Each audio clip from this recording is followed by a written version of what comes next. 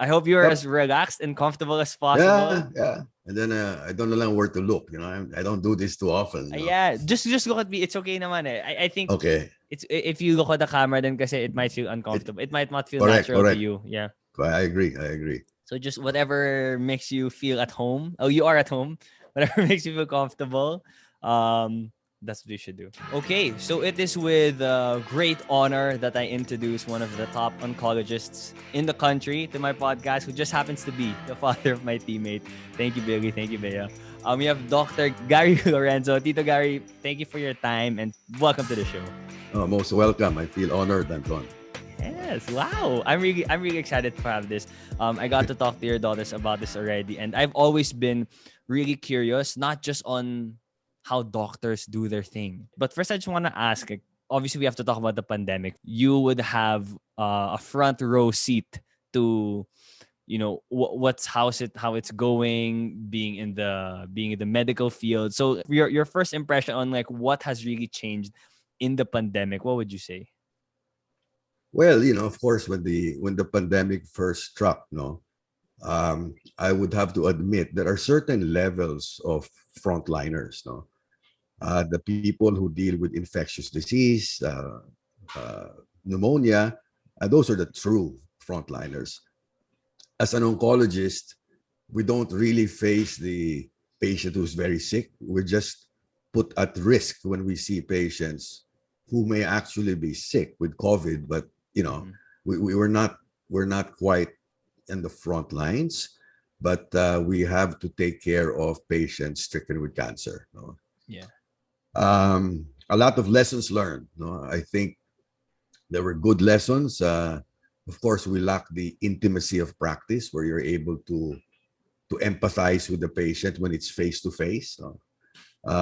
We use a lot of. We have to be creative. I think teleconsulting is in the rise, and I think is here to stay. You know, I have more time to myself. I think I use my time more efficiently. Uh, it's just that we need to be able to be. The trouble really is how do you classify? How do you fix your files? You almost have to have another setup at home because the patient's charts. I find it in between the house and the Yeah. clinic, and many times it's in the car.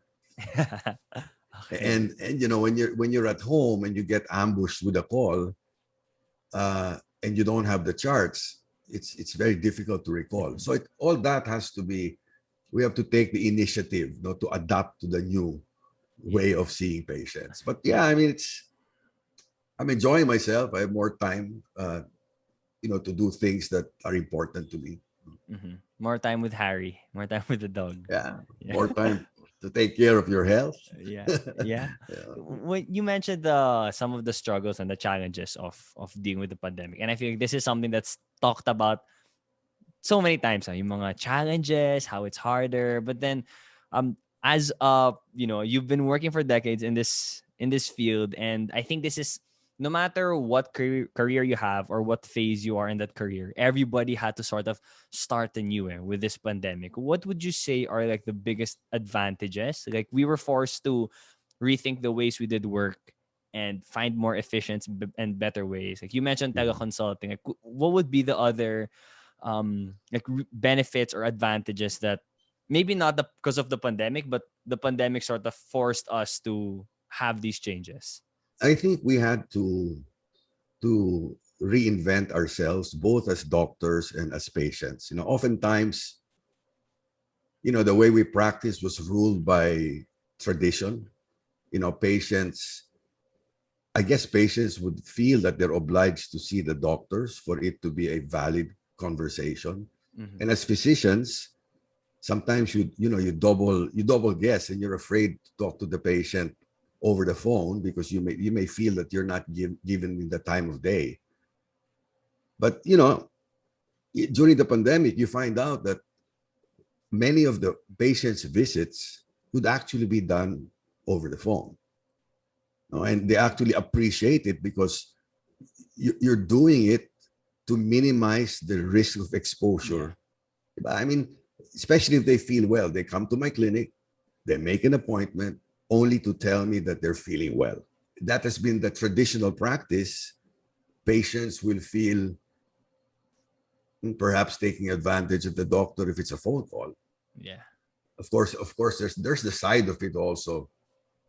See, unlike lawyers who charge their clients by the minute or by the phone call, medicine is overtly romanticized. Mm-hmm. That you're here supposed to help the patient, but there's a fairness to it. I mean, you Yeah. cannot lend your opinion without being reimbursed, right?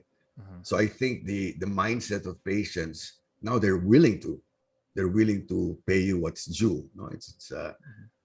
but if I have to see them face to face, it doesn't start out by once upon a time. Mhm. 95% of the problems have been discussed, and you see them face to face for Okay. a physical exam, for instance. Are you getting to do you have more work now? Are you getting to talk to more patients and like treat more people because of this new setup? Well, I pretty much think it's the same, and Mhm. I think we have to qualify it. No, you cannot clump medicine; they're not all the same. So I think the people who are seeing less patients are the elective cases, like let's say dermatology. You can that can wait. No, but if you have cancer, Yeah. that can't wait. No? So the sad part is at the beginning of the pandemic, many patients were very reluctant to go to the hospital. So what happens is we had that short window where patients' visits dropped, Mhm. but eventually it catches up on them.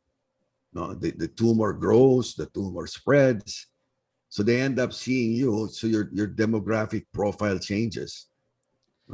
It's yung But mga medyo late na. yeah, so they still come, but Ah, but they come in a worse prognosis. No, yeah.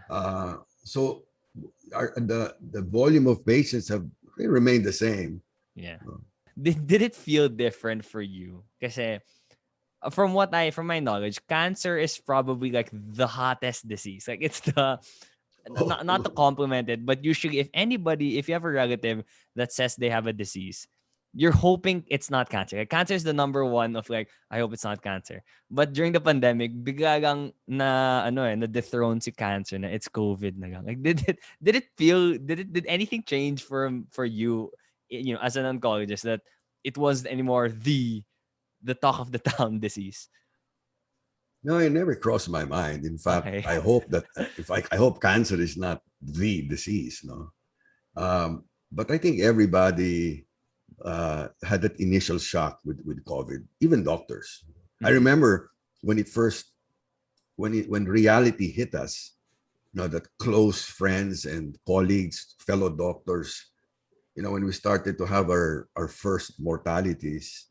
Yeah. Now, I remember leaving the house, uh, sobrang drama, no? Parang I would think that this could be the last, no? And I'd be afraid. No? In fact, the first few days, medyo in tears pa because, you're saying goodbye to your family and you don't know if you'll ever make it. And then you're torn between, in a way, it's an obligation. I mean, Mhm. nobody's going to go to the hospital except if you're a doctor or a nurse or a healthcare provider. Yeah. No? In fact, buti pa nga kami mga doktor, well, since we're not employed by the hospital, you're not obliged to go. Yeah. But the nurses are. Your nurses are, that's an employee-employer Yeah. relationship that if you don't go, then you get penalized. Was there a moment where you questioned if you still wanted to continue? I mean, Uh, it's a dangerous field, and it just got more dangerous. And I think you have a lot of success already. You've had, decades of experience. I feel like you're set already. But was there a moment you're like, oh, maybe I should stop this muna, or stop it already and retire? well, when I was in high school, I avoided ROTC because I didn't want to go to war. Then Okay. all of a sudden, we're the soldiers, and we would question ourselves and make a joke of it sometimes. But really, the soldiers against the virus are the healthcare providers. No? Did I want to stop? Well, not really. No, but maybe slow down or find ways uh, to be able to be relevant without putting yourself at risk. No? All this talk of the pandemic is really sad. Um, I want to ask you, Tito, your story, your journey in becoming a doctor. Like people know you, Dr. Gary Lorenzo, one of the top oncologists, diba? Had this patient, ganyan. But then if we can go back in time when you were my age, when you were Billy's age, and you were still you weren't the man you are today. Like, can we go back? When did you know that this was what you wanted to do, right? Or when did you have an idea that this career path was one you wanted to take? Well, you want to know the truth? Of course. No, I was a mischievous boy Uh-huh. in high school. No, and and truthfully, I didn't. There was no magic moment where I wanted to be a doctor. I mean, Yeah. just like a regular high school graduate, you were having fun. Uh, what was more important to me was, barkada. And so actually, my first from high school, I went to Ateneo College, Mm-hmm. and my course was actually BMH. Yeah. And you come from an all Catholic school, and then you're thrown into a co-ed environment. Yeah. And the Atenistas coming from high school were more mayabang than the other Yeah. boys coming I would have from, to agree. diba? I would have to Diba? agree. Parang you own the school, diba? Yeah, this is So, our home, eh. and then you have that particular place in college where you hang out. Mm-hmm. I had a girlfriend then, and of course my attention was really more on the socializing than BMH. No, Yeah. only to find out that in the first semester, I barely made my QPI. As in barely passing. I just I know that you know, BMH has a I, higher standard. Eh. Like you can't just pass if you want to stay in BMH. well, I made it by just a Okay. few decimal points. No, and Yeah. and my father came to me, and Who's also a doctor. yeah, my grandfather is a doctor. My, Okay. my father we share the same name. I'm Conrado III. Yeah. No? And like I said, I was a mischievous kid, and I didn't want to be anything like them. No, I mean you're rebellious. You think you Mm-hmm. knew everything. So that's why I went to the business. And he pulled me aside and he said, I don't see you study. What happened to your work ethics? And I really ran out of excuses. Yeah. And I said, Dad, maybe I'm meant to be a doctor. So it was really a white lie. That lie changed my whole life because Yeah. I guess they secretly wanted to be a doctor. They never Mm-hmm. forced me. Did you Okay, say but that to parang to shut them up? Parang just so that no, they'll no, be no, no. I just had no excuse. I just tried to diffuse the yeah. sermon on the But you mount and didn't really say feel did you believe your words when you said it? no, no. It was just a white lie. Yeah. But and then I remember he then he talked to me and he said, you're in the wrong school. No, because at that time Ateneo was not known for medicine. Yeah. No? And he said maybe you should move out and try going to UP, a lateral entry to UP. But it even got worse. He ended up, I was exiled to take my pre-med abroad. Mm-hmm. And I was first year college. I must have been, what, 17 years Yeah, old. 17, 18.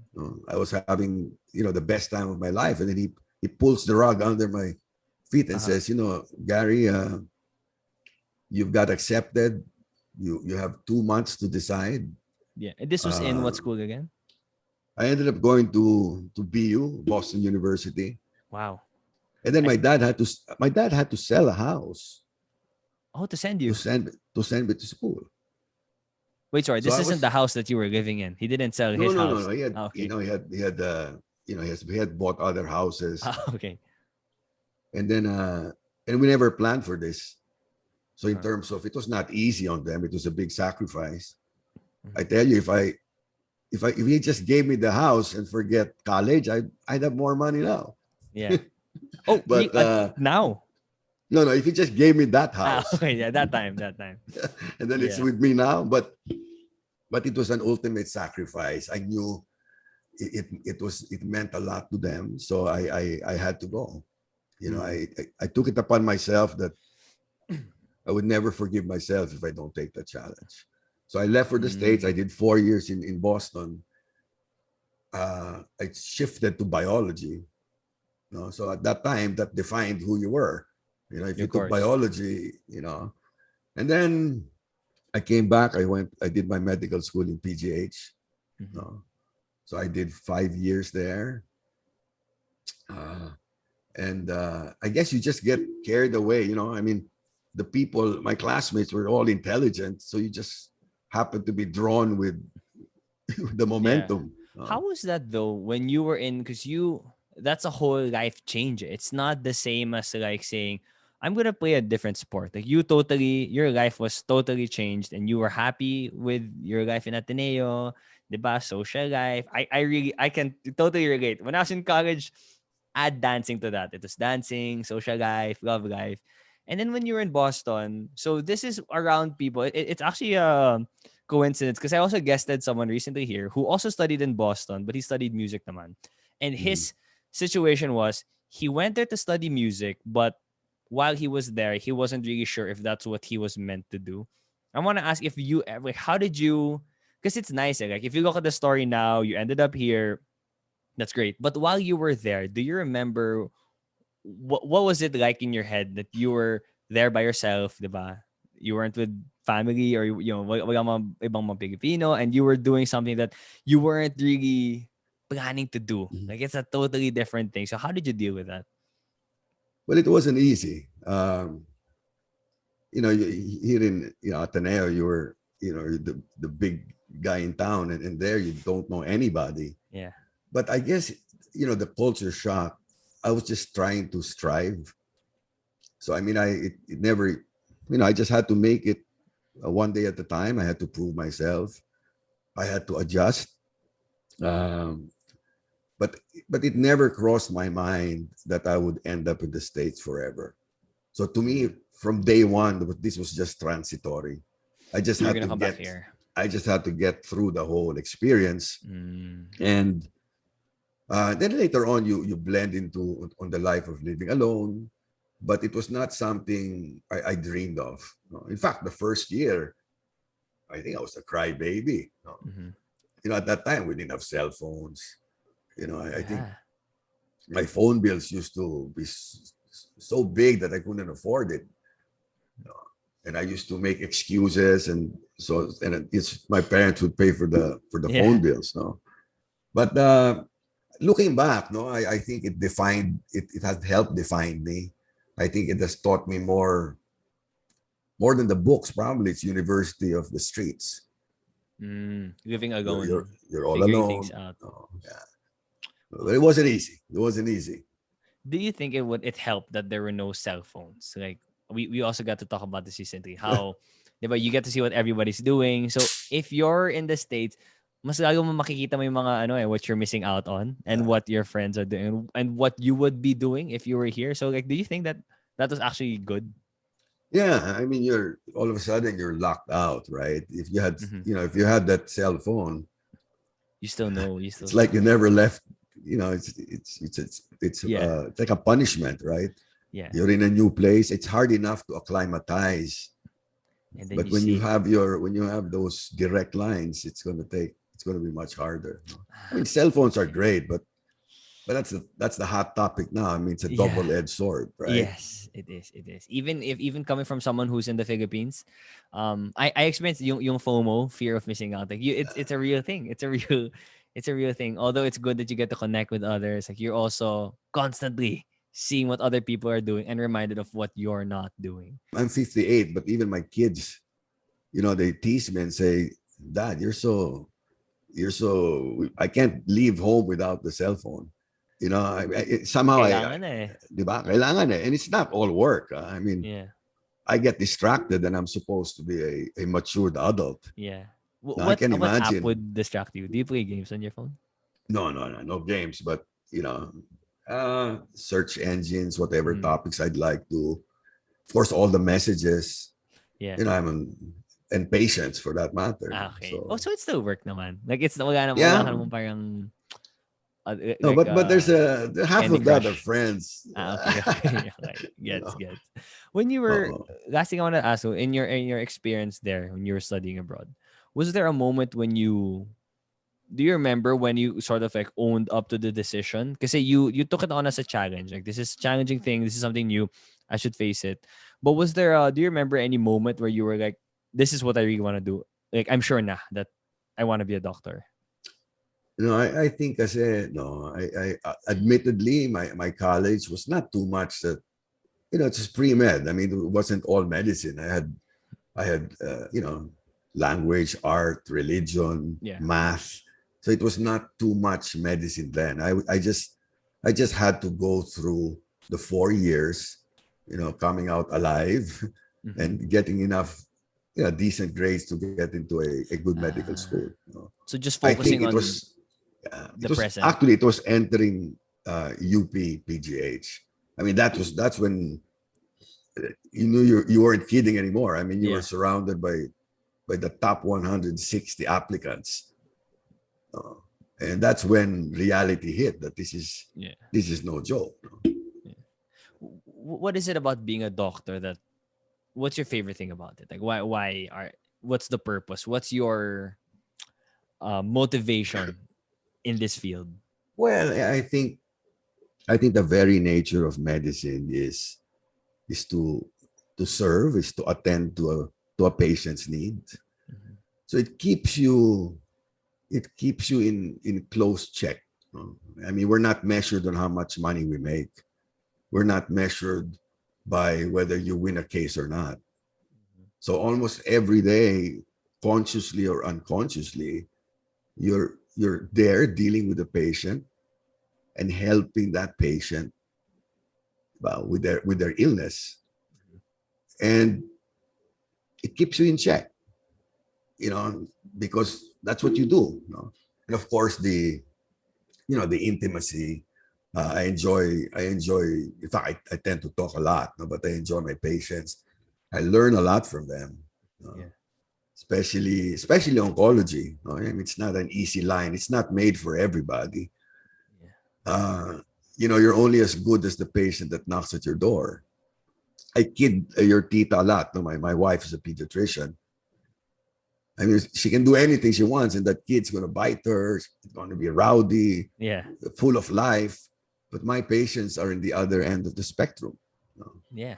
There are good stories. There are patients who come in, they have an early stage tumor, they're able to overcome their disease, and we do our very best to make them achieve that. But there's the other half who come to you and it's not curable.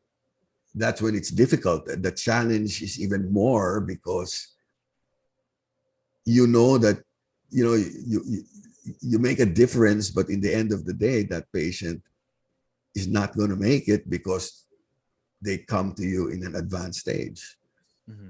So there's a lot of things you need to help the patient with. You're not just an oncologist. You're a psychologist, psychiatrist. You console them also. Uh, there's so much spirituality, family life, and once they're with you all the way to the end, and you can make a difference. Mm-hmm. You have to be very sensitive in the way you communicate with them. You don't want to be the guy who puts the dagger. Uh, But you you have to have to be. But find. it's sort of your job then Well, to you deliver the could bad be, news. yeah, but you could be a graciously forthright, Mm-hmm. right? You don't have to elaborate on the negativities, or not even the negativities. Elaborate on how advanced the disease is. Okay. No, I think you have to temper it a bit. I learned a lot. I mean, when you're faced with a patient, you don't know that person. You don't know their dynamics, their fears, their anxieties. So you don't go out there giving a lecture and saying, "Oh, you got stage 4, your tumors have spread to your lungs, to your liver, to your bone." Mm-hmm. I mean, you're there to try to heal that patient. So I think it's enough to say, your illness is a little more advanced than we wished. But you Anybody who take it goes from to you. there. No, Okay. but you take it from there. You have to listen to the patient. You have to take their lead because oftentimes they Mm. may not want to know. Or they don't want to believe you. No, it's more like they don't want to believe. Uh, it's the denial, right? Yeah. So even when you deliver that bad news, there's an art to it. You Mm-hmm. just don't blurt it out. I mean, you sort of like have to swim with what you can almost tell if the patient is prepared to know Mm. everything. Okay. um, like for instance, one of the most common is, what stage is my disease, right? Yeah. I'm very careful by not just blurting it out, like, excuse me, mom, you've got stage 4 cancer. I mean, I don't think so. I think you have to slowly get cues from the patient. Mm-hmm. And if they don't want to know, they're not going to ask, Mm. right? So Yeah. you don't go ahead of the patient. You Okay. you tell them the truth, but you do it slowly, gently. It's like a dance. You just don't Mm-hmm. you just don't tell them the whole thing, Yeah. right? Because after all, you're trying to heal you're trying to cure the whole person, and not Mm-hmm. just the cancer, right? I think that's a So that's a very that's an often overlooked skill that doctors, specifically in your yeah, field, have to master, that art of conversation. And kasi I'm a host, and I study the art of conversation. I'm trying to see the timing. When are you supposed to say something? How much are you supposed to say? How much are you just supposed to keep quiet? But then in your situation, that is the most, I think, easily I can say that those are the toughest conversations that mhm, anybody has to go through. Like, I had my loga passed away. She had cancer a few years ago. I'm sure the cancer talks are the toughest, conversation that my whole family had to have. But you have that conversation yeah, regularly. Where did you learn to first, like, how do you know what the right way to approach it? Like, did someone teach you, like, what uh, from from the experience? No, how? no, nobody teaches you this. You learn it. It's like flying a plane and building it at the same time. Oh, okay, yeah. I think what's important is, it's the empathy. You have to be able to listen. I think you also need to elevate your profession, that it's a form of prayer. Okay. Because many people will face us and say, "Don't you get depressed? Yeah, I wanted to ask Isn't it that too. such a depressing?" Yeah. Well, I guess it depends how you look at it. I look at it in a different way. Maybe it's also for self-preservation, but I tell myself, am I not blessed that through my patients, it may sound a little cheesy, but this is true. Through my patients, I think they've saved my soul. When I say that, it means like I'm a regular person, right? Just like you are. But when you're constantly bombarded with patients who have terminal illness and they have a sweeter smile than you, they have that sense of surrender, Mm, that sense of acceptance. It's a genuine, that they're so much at peace in spite of their prognosis. There must be something wrong with me. What does she have that I don't? And it doesn't develop overnight. I've been doing this for 23 years. yeah. I guess my guardian angel has been knocking at my door for 23 years saying, learn something from that patient. Yeah. I guess if you look at it that way, then I can say, am I not blessed in a certain way? Yeah. Um, and maybe, like I joke, it's like I said, maybe I was chosen because I needed it. I needed to be put on the right track. I, Mm-hmm. it makes it helps me visualize my purpose. It would have been harder if, but everybody has their own take to it. But I guess that's how I'm able to enjoy what I do. Yeah. Does it ever get Did I easier? make you depressed? Did I make you No, depressed? no, no. This is very enlightening. I death is always is a topic that always frightens me. It's one of the things that keeps me up at night sometimes when you just think about what happens after, diba? And then I'm someone who's still young. I have supposedly the rest of my life ahead of me. But then, I love what you said though. What do they have that I don't? Well, one Mhm. answer would be cancer. Those people have cancer, but also they have this sort of acceptance that, well, it's It's something the that everybody outlook, has to yeah. deal with. And you know, oftentimes you witness it. I mean, death can be ugly, Yeah.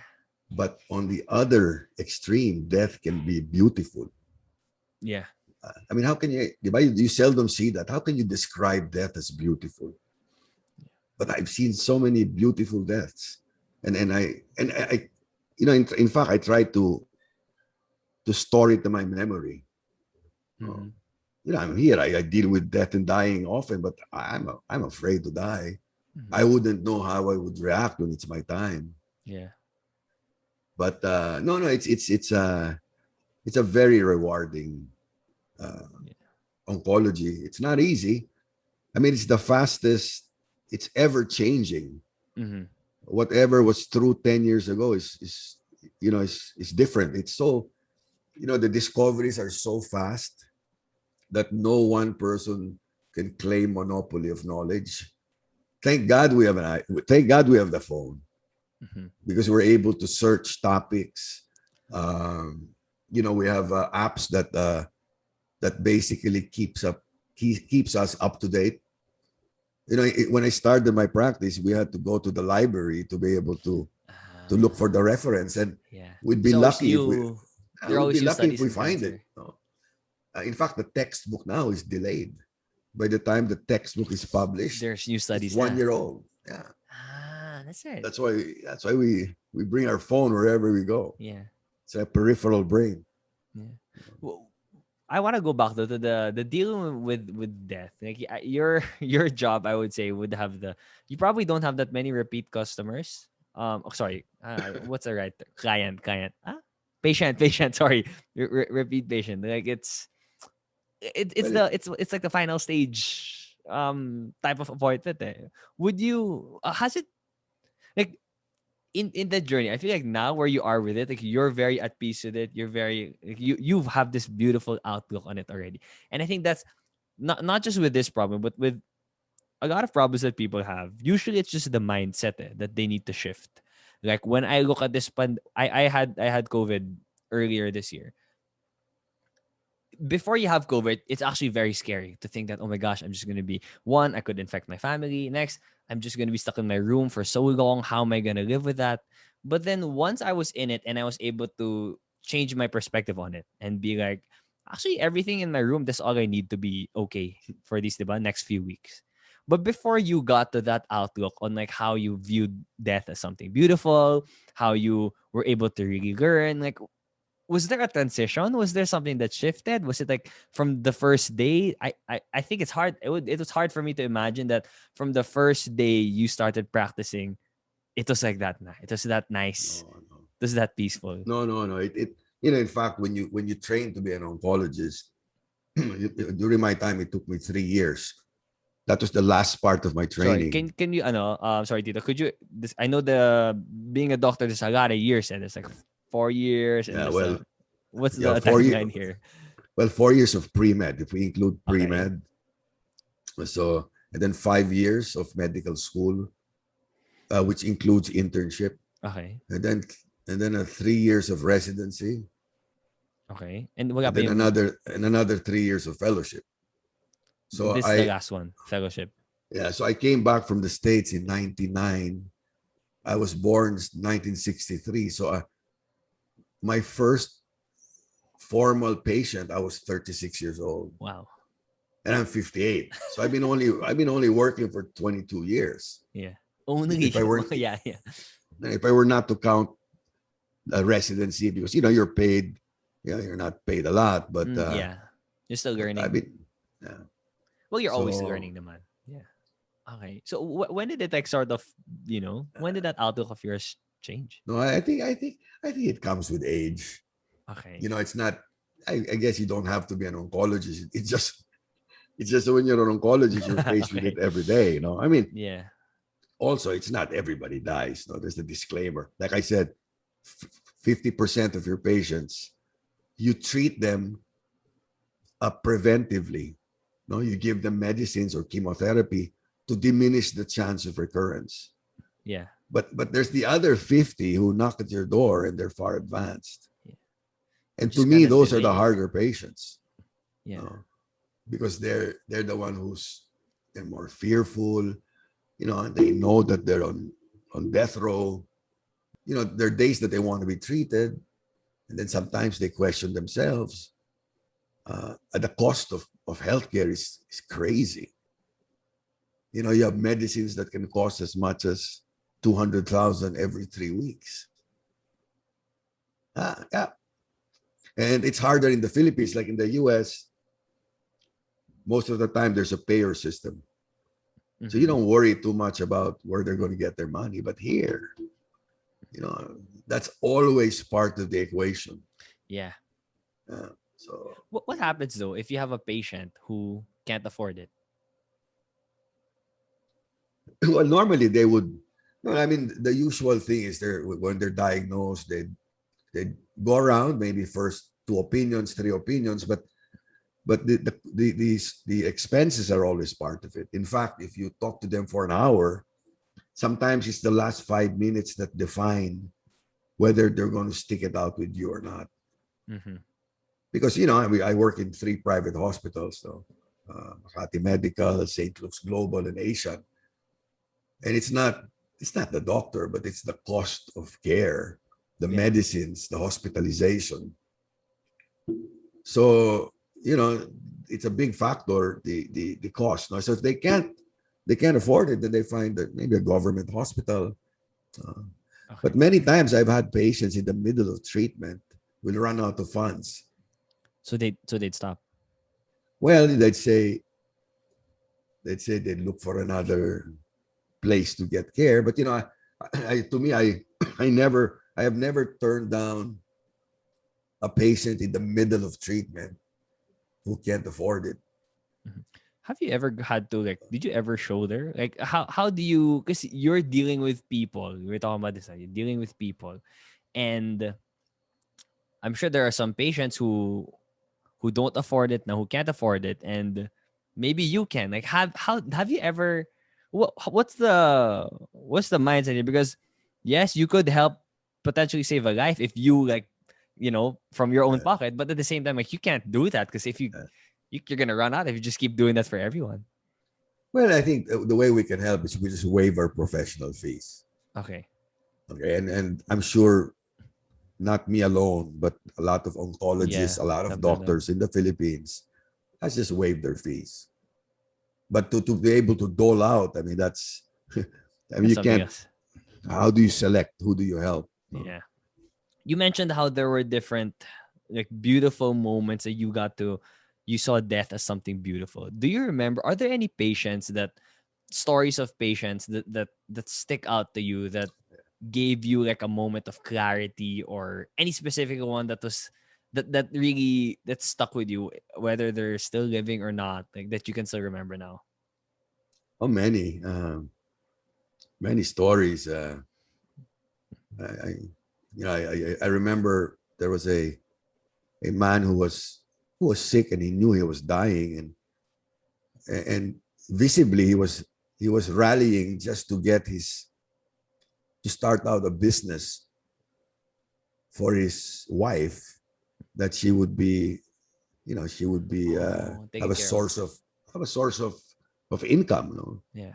And I witnessed his whole journey before he died.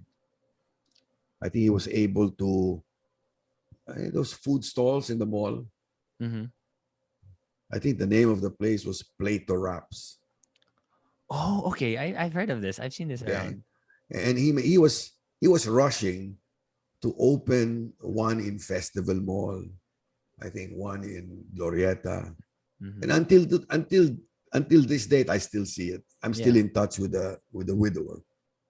Uh, and many. I mean, I can't think offhand, but I've had patients on their deathbed look at me and say, "Thank you very much, doctor." On their deathbed, Mm-hmm. on their last breath. What would I mean, you, it's from your experience with the terminally ill ones, the ones who are you are sure that they're going to go. What do you notice from them? Like, is there what's the thing that they usually want? Like, do they share with you? Parang, what would be those biggest regrets or like things they wish that they did more? Because I think it's only then at that point like you can I can say, you know what, I wish I did more of this, I should have done this more. But it has to be someone who's in that situation for it to be that, like, you are 100% sure that that is 100% true, and you can't get more real than that. Like, from the different patients you've got to encounter, what would be the things that they're looking for pa, or that they wish they did more of, or things that they change, if there are any like that? Well, certainly it's not the material world for sure. That's the last in their mind. Yeah. I think family is up there. I think spirituality is up there. Relatives, friends, that connectivity. Um, yeah, like I said, you can't fool yourself. And in the end of when you're facing your mortality, I guess in the end you're so, at least to yourself, you're so true. You got to face it. And I think with God's grace, people slowly drift and are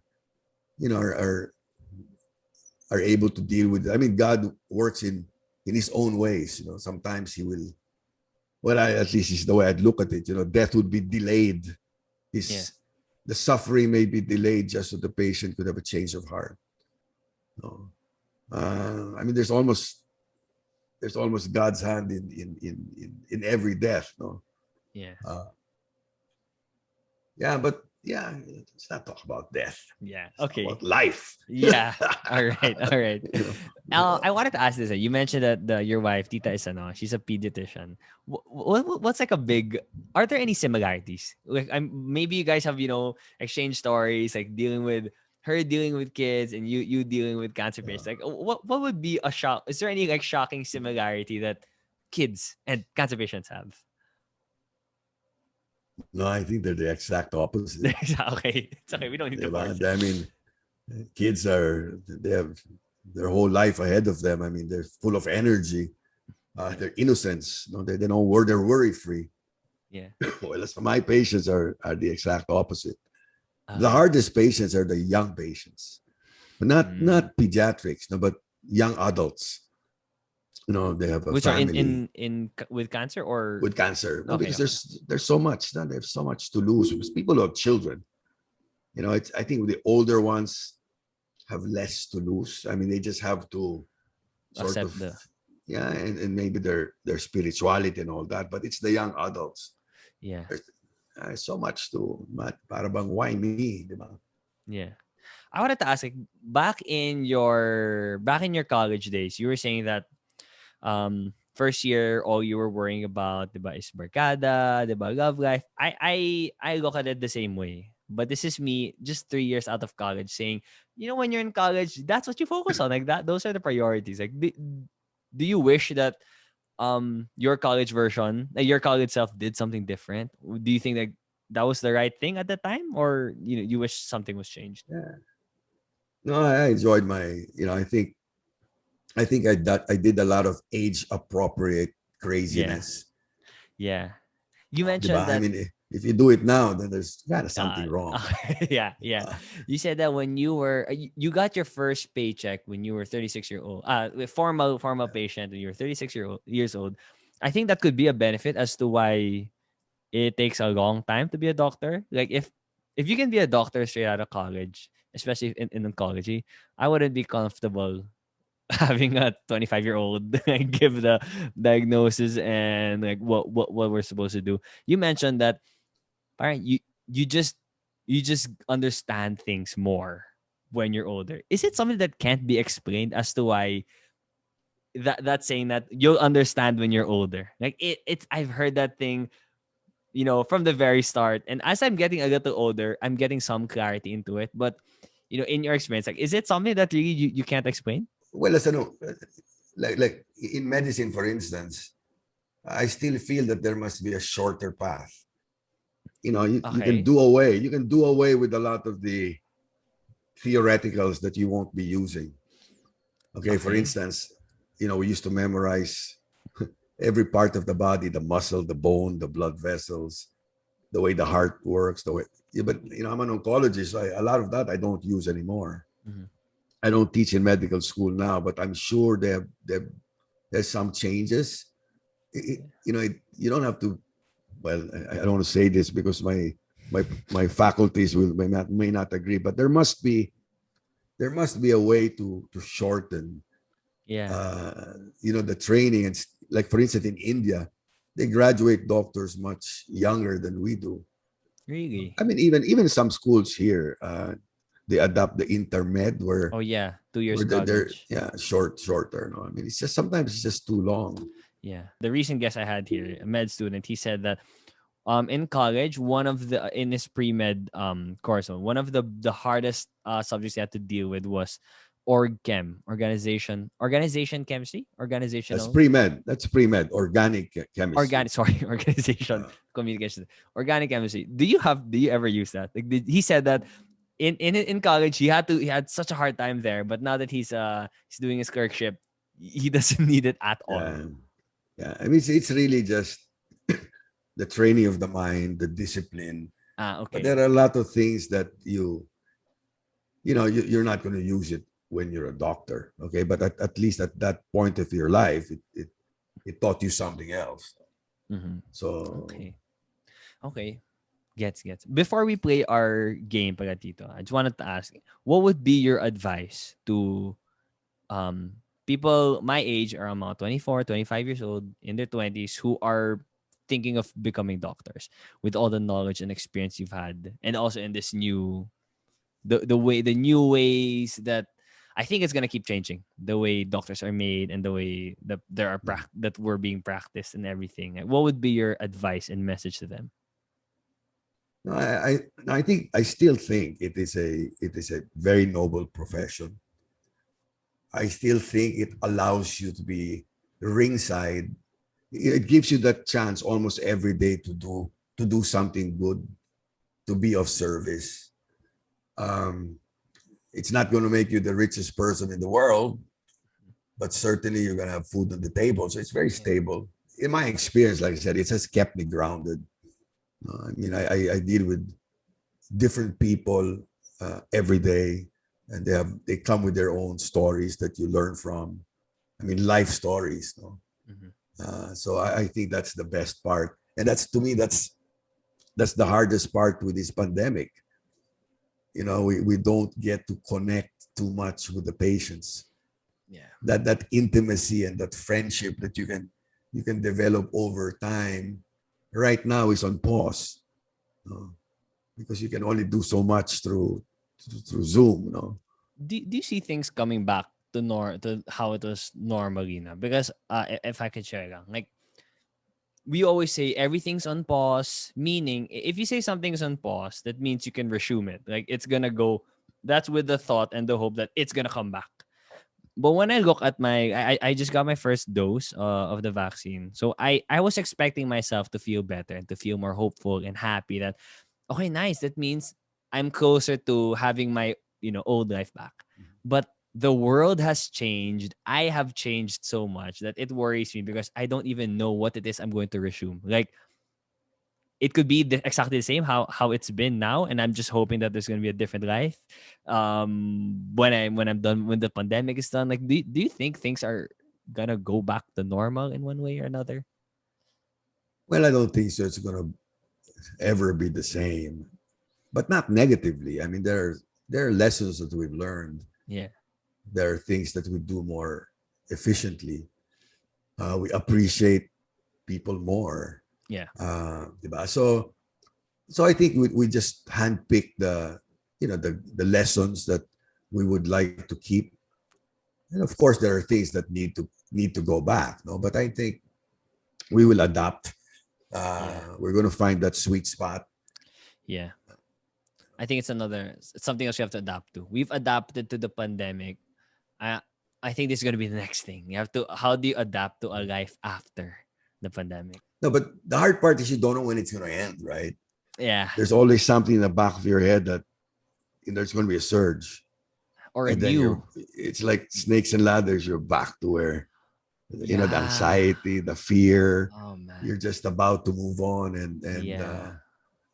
and and time's precious, no, di ba? Para bang we stayed, especially for our parents, well, my parents, Mhm. parang 1 year of quarantine is like equal to dog years. It's like 7 years Mm. because the no, but it doesn't affect just the medical community. It affects Yeah. everybody. You yourself, di ba? What you Yeah. do, what Virtual events na ngayon. uh, Or physical events, but like there's everyone, it looks like a medical facility. How do you deal with that though? That you said snakes and ladders. Like you do just have to roll the dice. How do you keep rolling the dice and despite having all those anxieties? no, you just gotta go. I mean, you just gotta have that faith on yourself. You've got to reinvent yourself. I think that's important. You have to stop and say, there's more I can do. Um, and that's what life is, right? It's you just have Mhm. to adjust, adapt, find a new skill if you have to, go back to school if you have to. Um, it's you have only yourself to blame if there's something there. It may not be related. I mean, going back to I'm 58. I think when I was 50, 53, I went back to school. I did an MBA in health, Mhm. and just out of curiosity. In fact, when I applied at the Ateneo at Rockwell, and I was interviewed by the program director, and they asked me, "Why are you wanting to go back to school?" And I said, "None. I just miss it. Maybe it's midlifing," and I didn't get accepted. I was Huh? rejected. Uh, On what grounds? and they no, because there's only a few spots. Ah, okay, okay. It's a I thought limited spots, and they said you're not no, no, qualified. no. And they said, no, we're looking for people who have a clear purpose. Oh, okay. I was just lucky that a week later somebody backed out. So the program director called me and said you had a slot, and I ended up enjoying it so much that after I graduated, I went back to school. I took a 1 year health leadership program in Boston. Oh, so okay, so you went back. And all those tools I'm using now, uh, in my adult life. I don't know if you know, but I do consultancy in health. Oh So yeah, I I have read. a patient. I have a patient, the traditional patient doctor, but at the same time, at least I think, when you work on a public health space, then you can actually reach out more people. It's not the one-on-one. So we just have to learn how to. Yeah. I tell my children that. I'm sure your parents tell you that. Diba? If there's fast talk here on the Anton on One podcast, I call it FausTalk. So it's the same. Okay. I ask you a question, first thing that comes to your head. But the difference here is I do like, if you want to explain, go ahead. Okay, game ready? Ready? Yeah, First thing that ready. comes to your head. All right. Would you prefer to have, number one, would you prefer to have sipon o ubo? Sipon. Sipon. Okay. Virtual or physical consultation? Oh, physical Physical. consultation. Okay. Would you prefer to have frequent short breaks or rare long breaks?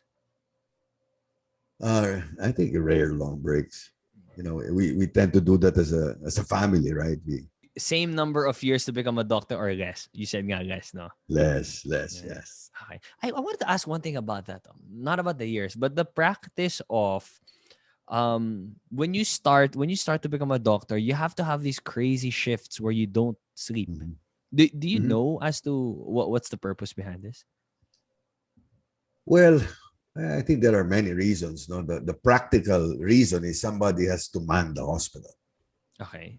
When the big bosses or the consultants are asleep, somebody has to. Mm. Okay, but also it is through that where you learn. medicine is something that you can't read. You have to do it. Yeah. In fact, the irony is the more mistakes you make, the more you learn in your early life. But Yeah. you need to be supervised, right? Um, but sometimes it could be inhumane. I remember when I was at PGH, I mean, we used to take 36 hour shifts. I mean, we would, sometimes you question why you're awake. You're not studying. You're doing blood pressures and you're drawing blood. I mean, how many of those do you have to do Yeah. to be a doctor? I think it's almost like free manpower. Yeah. Okay. But that has changed. I think there was a celebrated case in the U.S. where a patient died, and they had to change.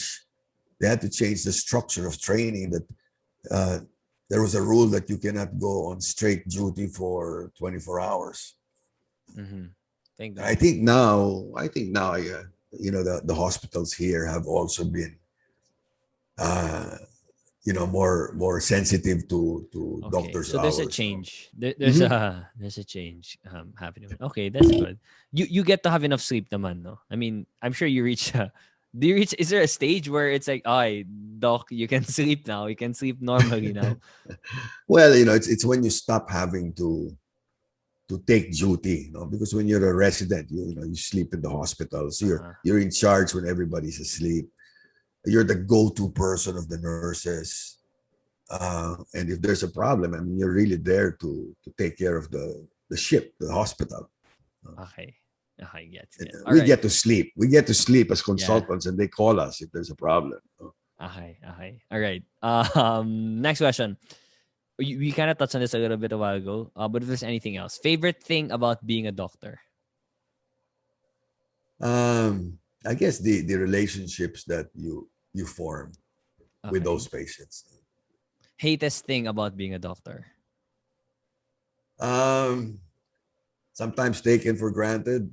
Um, Sometimes sometimes you're not as appreciated as you think you should. Okay. Okay.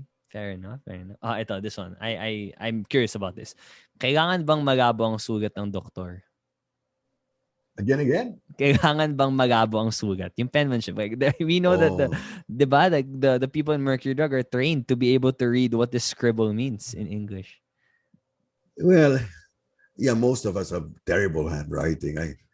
I think mine got worse over time just because there's just so much paperwork, especially Okay. now. I mean, there's just so much paperwork That's a that, reason. yeah, and it's especially now that medical legal record keeping privacy act. Then you all have this almost like it's called JCI, where it's a lot of paperwork, and, Yeah. and and that gets in the way, so you just scribble. So you have to like, the least effort that you have in the Yeah, tasks where you don't really need to yeah, put the effort. That's okay. That's yeah, a new insight. I never know. yeah.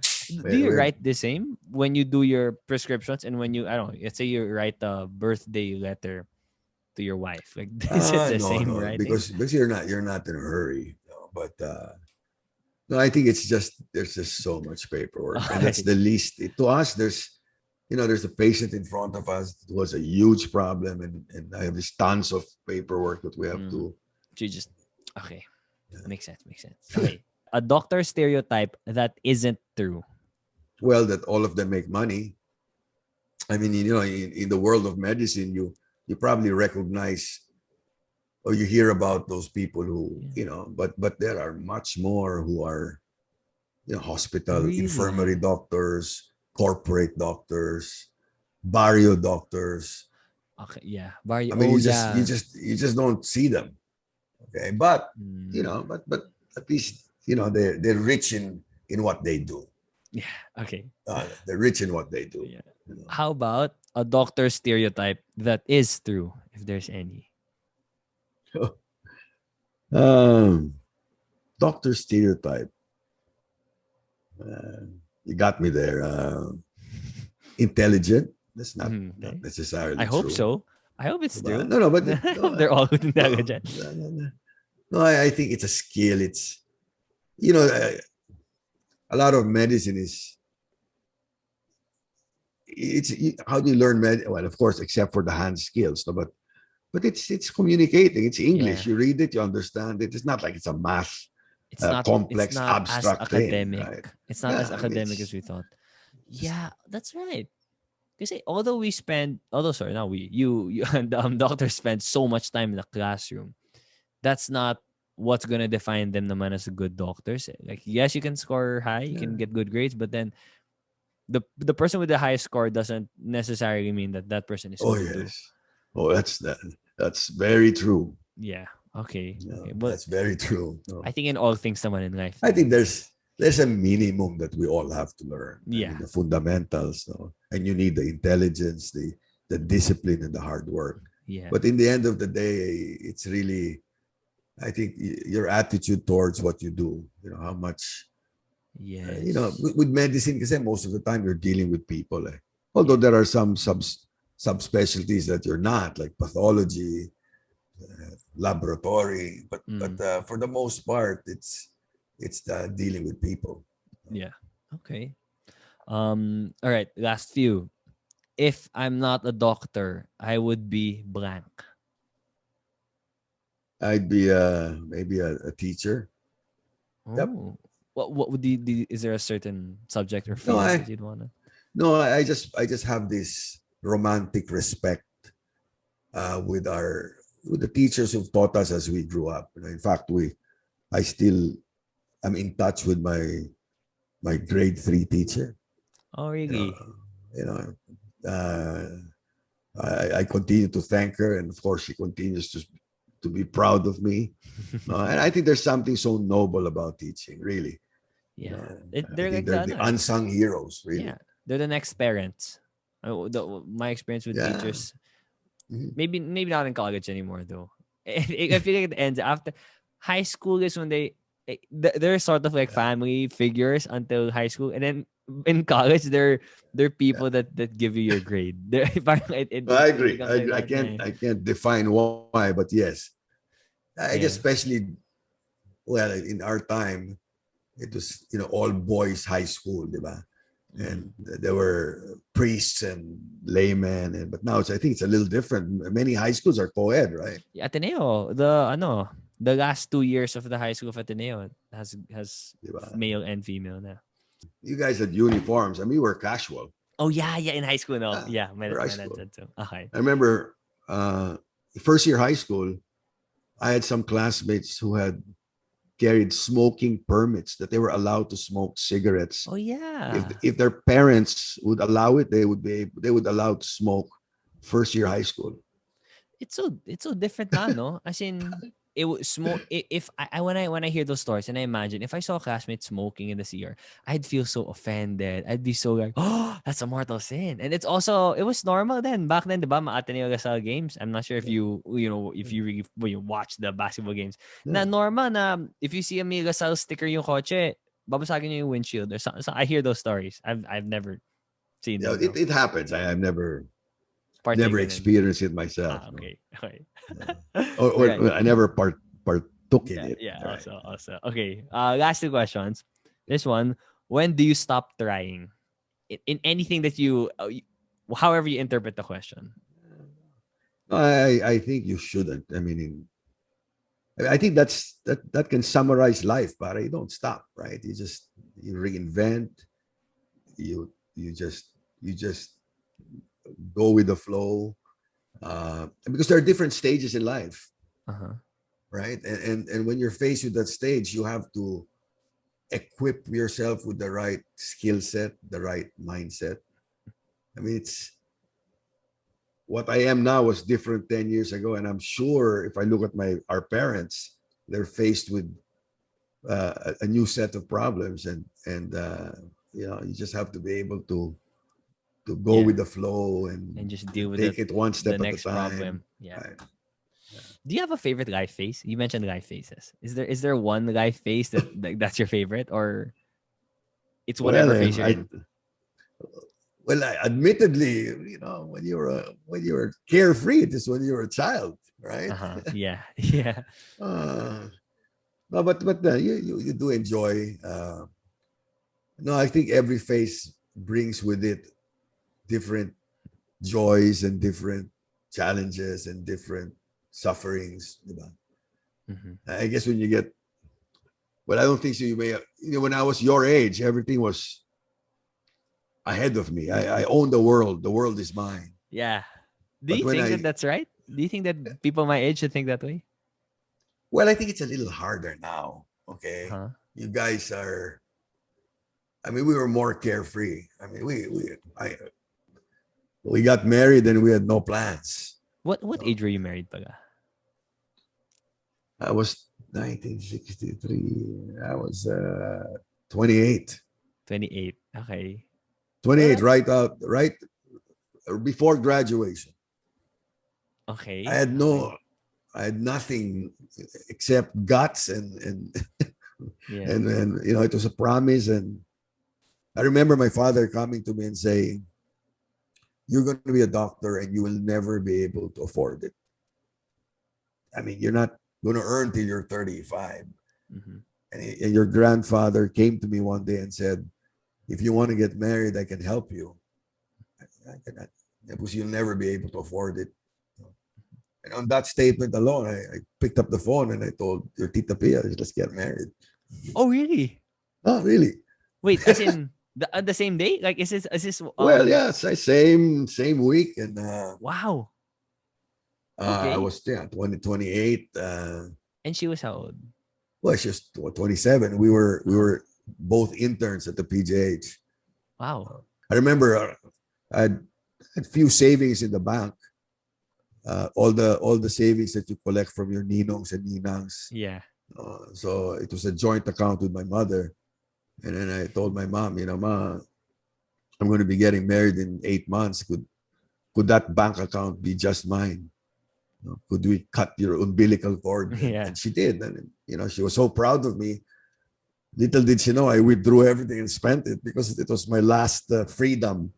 What do you remember what you spent it on? Was it a trip? Was it a or just No, no, with friends, partying. No, no, really. I wow. walked down that aisle with just, although your Tita P and I knew we were going to the US. We were looking for jobs for hospitals to train. Okay. Okay, Okay. and we had passed the boards and we were all set. So that alone was our You had a was plan naman. It yeah, we were wasn't holding on to it. No, but it didn't mean that we were going to end up in the same state. She could have ended up in California, ended up East Coast, West Coast. We yeah. just we just took that plane 4 days after our wedding, Oh really? and Is that yeah, it was that quick? Okay. I got married December 30. We flew out January 4.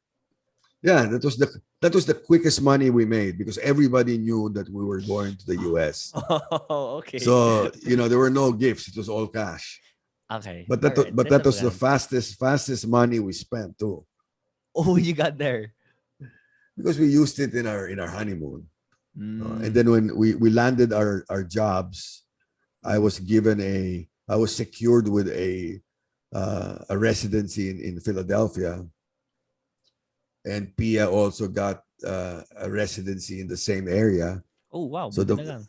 so the moment we knew and we calculated our salaries then were about, I think, 30,000 US dollars a year. So that was enough. Well, how but there's I don't inflation know. also. So that's I that's forget. that, that's enough. It That's was enough. enough. It was above minimum wage US standards. Yeah. When we finished our training and we returned to Manila Why to did you finally, return, by the way? well, You I just was wanted always to. a Manila boy. I There was mean, never a moment when you wanted to stay there. no, Tita Pia wanted to stay, Uh-huh. but di ba, there's a saying, who wears the right? But I, but I never. My two kids were born there. yeah. Di ba? When we came back in '99, we had a little savings, but Mm-hmm. nothing big. Mm-hmm. It all started here, really. Yeah. I think that's something that it's nice that my generation has more access to knowledge now. Like we can, you can search everything. You can see like other people and what they're doing and learn from it. But I think, what's your opinion on this, Pagatito? That we should be a little more carefree. Like we should be a little more Kasi these are the years when we're supposed to leave. This is what they always say. These are the years you're going to make mistakes. But you never naman go out and try to make the mistake. Eh. Like I still try to do the most efficient, effective way. If I'm gonna make a decision on my career, it has to be well, like, thought of talaga. What's your opinion on that? No, like how this? Because I feel like the way you did your life, it ended up well. Like look at where you are now. I believe you're in a very happy situation. What does it take for someone in my age, no, in that whole being carefree, being open to making mistakes? I think it's very different. I think your world is really different. And as I So try so to different rules. understand the youth, yes. I mean, there are advantages, plus and minuses. I mean, we lived in like we had those horse guards that whatever was in front of us, and that was our world. Yeah. We were not distracted because we didn't have the phones and the internets and the knowledge. Mm-hmm. Uh, and I think it was a little easier. I think if I grew up in this generation, I would be ADHD to the max. Yeah. There's just so Yeah. much. So it can work because it can work out well because you have a bigger playground. Mm-hmm. It can open doors, but at the same time, it could be a little too much. Uh, Yeah. So so we had a it's simple life. different It was world, just, different rules. you know, Yeah. Okay. mm. Connect to that. This is the last question I have. So go ahead, go ahead. What is your message to your 25-year-old self? To my own self or the Yes. 25 years old of today? To your 25-year-old self.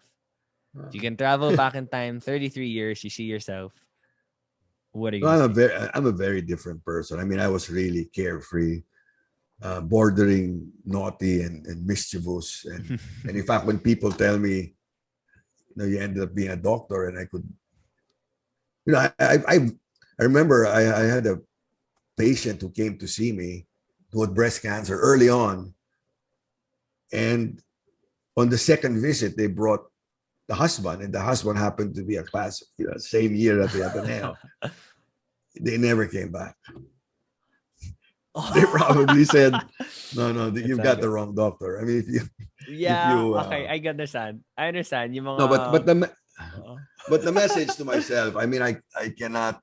Of course, I could have been anything else, but I tapped myself in the back. I mean, I had my struggles, I had my failures, I had my achievements, but I guess it's a story of life that you just take it one step at a time. Be kind to yourself. Don't make it too hard, and just roll with the punches. Find that purpose early, because I think that's going to be your North Star. Uh, uh, so yeah, I mean, I would tell my 25-year-old, it wasn't you didn't turn out that bad after all. Uh, yeah, and you okay. can never compare yourself naman to somebody else. I mean, you have your own story, Yeah. diba? So I can always say I could have been this. I just look at myself, and I look at the mirror. I do that check every day, and I say, could be better, but it's not bad, Yeah. Yeah, diba? it could be better, it could be worse. Yeah, Always naman eh. Anything naman, it could always, always be always. better. There's always, I remember that there's always someone who's going to be richer than you, always someone who's poorer than you, someone who's, yeah, so just Pero focus on you your guys are goals. young, eh. So you guys are young, so you can just stretch it a little more. Come here, we're counting our. Yeah, yeah. That's what I'm we're, trying. That's we're what I want to do. Honestly, Tito, as in with the pandemic, hindi right before the pandemic started, about 2020. I remember since it's a new decade, you look at it as a different year, as a different decade na, and I'm thinking like I'm starting to earn money. I'm starting to, diba, like make I'm making a living. I'm making a name for myself. Like this is the year I'm really going to have a lot of fun. Like when I'm my parents' age, I'm gonna look back at this decade and say, "Wow, I used to do crazy things when I was in my 20s." But all I've been doing is, I'm just at home. I'm meditating. I have a dog. But it's dun ako na ano eh.